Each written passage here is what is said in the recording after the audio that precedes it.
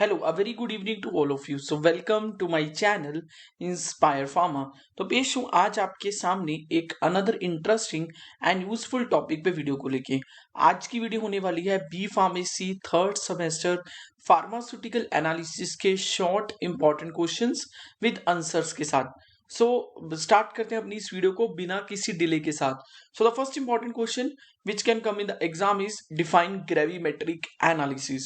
So any analytical technique वो majorly किस चीज के लिए यूज की जाती है, किसी भी एनालाइट को डिटरमाइन करने के लिए। So same as that of gravimetric analysis, but only difference is that कि सभी एनालिटिकल टेक्निक्स में जो प्रिंसिपल इन्वॉल्व होता है वो डिफरेंट रहता है। सो ग्रेविमेट्रिक एनालिसिस एक it is a quantitative method जिसका यूज करके हम किसी भी सब्सटेंस की एक्यूरेट कॉन्सेंट्रेशन को डिटरमाइन कर सकते हैं। क्या करके? उसकी प्रेसिपिटेशन करके फ्रॉम एन एक्वस सॉल्यूशन, मतलब उसको प्रेसिपिटेट उसको छोड़ दिया जाता है, जब उसके प्रेसिपिटेट बन जाते हैं उसको रिमूव करके जो वेट बच जाता है वो उसका एक्यूरेट वेट नोट डाउन किया जाता है। So this is gravimetric analysis, जिसमें एक सब्सटेंस का वेट यूज करके उसकी कॉन्सेंट्रेशन और उसके अमाउंट को डिटरमाइन किया जाता है उसको प्रेसिपिटेट करवा के। So that is gravimetric analysis. Next 2 marks का इंपॉर्टेंट क्वेश्चन जो आ सकता है that is what are the various different steps involved in the gravimetric analysis. अभी मैंने बताया कि प्रेसिपिटेट बनाते हैं तो इसमें सैंपलिंग होगी, सैंपलिंग के बाद उसकी प्रेसिपिटेशन करवाई जाएगी, प्रेसिपिटेशन के बाद उसकी डाइजेशन और ओस्टवाल्ड राइपनिंग जिससे बोला जाता है वो करवाई जाएगी, फिर फिल्ट्रेशन, फिर वॉशिंग, फिर drawing, weighing and then calculation. So these are the 8 steps which are involved in the gravimetric analysis. Sampling होती है, सैम्पलिंग करने के बाद प्रेसिपिटेशन, प्रेसिपिटेशन के बाद filtration, digestion, filtration, washing, drawing, precipitate को फिल्टर किया जाता है, वॉशिंग की जाती है, ड्राइंग किया जाता है। So this all are the steps which are involve in gravimetric analysis. थोड़ा इंपॉर्टेंट क्वेश्चन जो एग्जाम में आ सकता है दैट इज डिफाइन डाइजेशन और Ostwald ripening process. Ostwald ripening process क्या है? जिसमें प्रेसिपिटेट के स्मॉलर पार्टिकल्स को लार्जर पार्टिकल्स में कन्वर्ट किया जाता है by allow to stand in the mother liquid which is an aqueous solution. So Ostwald ripening और डाइजेशन क्या है? एक ऐसी प्रोसेस है जिसमें प्रेसिपिटेट के स्मॉलर पार्टिकल्स को लार्जर पार्टिकल्स में कन्वर्ट किया जाता है उसे मदर लिक्विड में रख के। इसे बोलता है डाइजेशन, मतलब प्रेसिपिटेट स्मॉलर पार्टिकल्स को डाइजेस्ट करवाना बाय द लार्जर पार्टिकल्स। तो okay, next question which can come in the exam is define coprecipitation process. Co मतलब साथ में होना। Coprecipitation is a process जब इम्प्योरिटीज और secondary components are incorporated into the precipitates along with the desired primary component. जब हमारा primary component precipitate होता है तो उसके साथ साथ जो उस पर्टिकुलर सब्सटेंस में जो इम्प्योरिटीज हैं वो भी साथ में ही प्रेसिपिटेट हो जाती हैं। सो उसको बोलते हैं को प्रेसिपिटेशन। तो को प्रेसिपिटेशन एक ऐसी प्रोसेस है जिसमें इम्प्योरिटीज और secondary components they are incorporated into the precipitates along with the desired primary components. Okay, so that is coprecipitation, जिसमें इम्प्योरिटीज भी हमारे डायरेक्ट सॉलिड पार्टिकल के साथ प्रेसिपिटेट हो जाती हैं। Okay, next coming to the post precipitation. Post मतलब उसके बाद होना। सो प्राइमरी कंपोनेंट के प्रेसिपिटेट होने के बाद जो दोबारा से प्रेसिपिटेशन होती है उसको बोला जाता है post precipitation. So it is defined as a occurrence of precipitation reaction which take place after the precipitation of the primary component, or we can say that after the initial formation of the primary component। ये कब होता है? जब हम conditions को change करते हैं, जब हम pH को चेंज करते हैं, जब हम टेम्परेचर को चेंज करते हैं। Clear? So post precipitation is defined as a process जिसमें जब प्रेसिपिटेट जो प्राइमरी प्रेसिपिटेट बन जाते हैं उसके बाद दोबारा से जो प्रेसिपिटेशन होती है उसको बोला जाता है पोस्ट प्रेसिपिटेशन। वो क्यों? If you change the temperature, अगर उन्हें हीटिंग का टेम्परेचर चेंज कर दिया, पीएच चेंज कर दी तो उसको बोलते हैं। तो एग्जाम में ये क्वेश्चन बहुत बार आ जाता है, डिफाइन को प्रेसिपिटेशन और डिफाइन पोस्ट प्रेसिपिटेशन और describe the difference between the co-precipitation and the post-precipitation. Next topic is a diazotization reaction. ये भी question important है. So it is a reaction which can be used for converting the primary aromatic amines into the diazonium compounds. Primary जो भी aromatic compounds होते हैं जैसे CH3NH2. This is the primary aromatic amine. सो जो primary aromatic है तो इसमें benzene ring होगी, बेंजीन के ऊपर CH2NH2 लगा हुआ है। सो हमारे पास क्या हो गया, प्राइमरी एरोमेटिक अमाइंस। तो उनको डाई एजोनियम कंपाउंड्स में बदलना उसको बोलता है die azotisation reaction.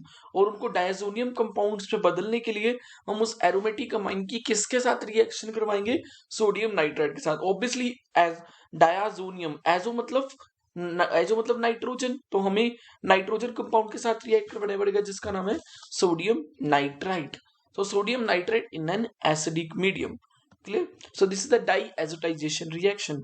Next is complexometric reaction और चिलोमेट्री रिएक्शन। ये एक ऐसा वॉल्यूमेट्रिक रिएक्शन है जिसमें जो कॉम्प्लेक्स फॉर्मेशन होता है बिटवीन एनालाइट और बिटवीन ए कॉम्प्लेक्सिंग एजेंट, वो कॉम्प्लेक्स जो होता है that is majorly used for the determination of the end point of the titration. वो जो चिलेट बनता है, वो जो कॉम्प्लेक्स बनता है that is majorly used for determination of the end point of the reaction. वो जो चिलेट और वो जो कॉम्प्लेक्स चिलेटिंग एजेंट के बीच में और मेटल आयन के बीच में बनता है उसको कॉम्प्लेक्स बोला जाता है।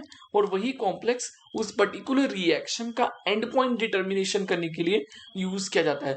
So this is the complexometry titration in which the formation of a complex between the metal ion और between the ligand give us the indication about the end point of the reaction.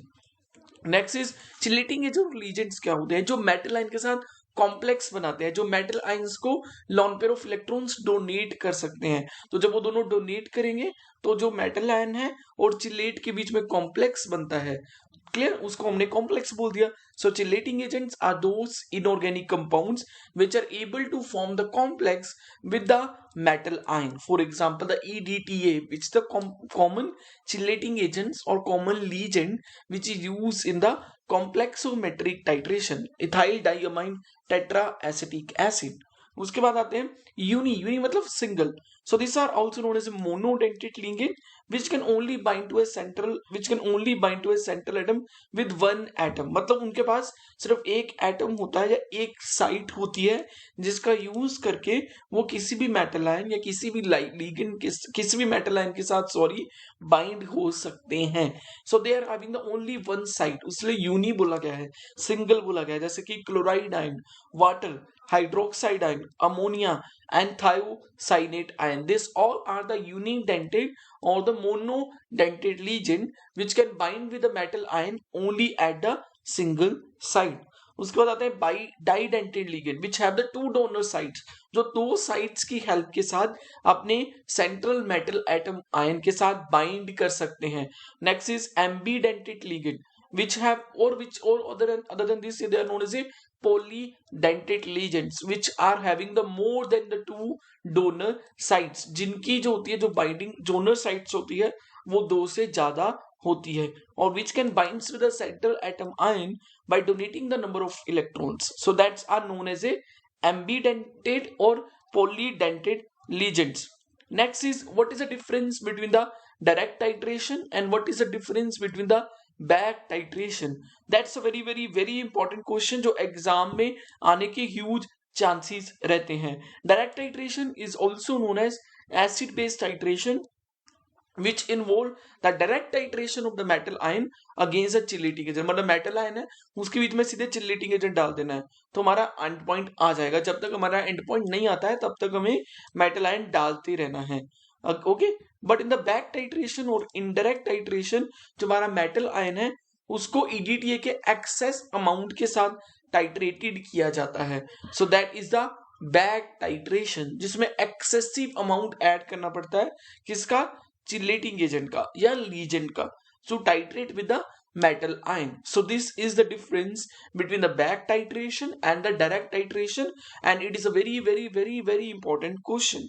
Okay, last is precipitation titration.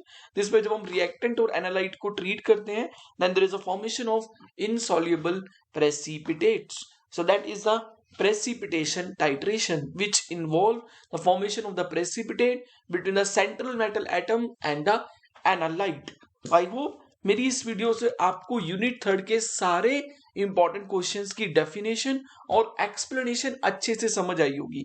इसमें सारे को important question है like gravimetric analysis, like steps involved in the gravimetric analysis, like कोस्ट precipitation, post precipitation, complexometric titration, unidentate ligands, this all are the very important question. और definitely इस unit में से 2 या 3 क्वेश्चन 2 मार्क्स में जरूर आते हैं, और जो मैंने क्वेश्चन बताए इनमें से ही आने के 95% चांसेस हैं। सो इन क्वेश्चंस को अच्छे से प्रिपेयर कर लेना ताकि एग्जाम में अच्छा स्कोर करने में आपको हेल्प हो। सो मिलते हैं नेक्स्ट वीडियो में another interesting and another useful content के साथ। So like, share and subscribe to my official YouTube channel Inspire Pharma for the latest notifications and the latest update। मिलते हैं नेक्स्ट वीडियो में another interesting content के साथ। Thank you so much.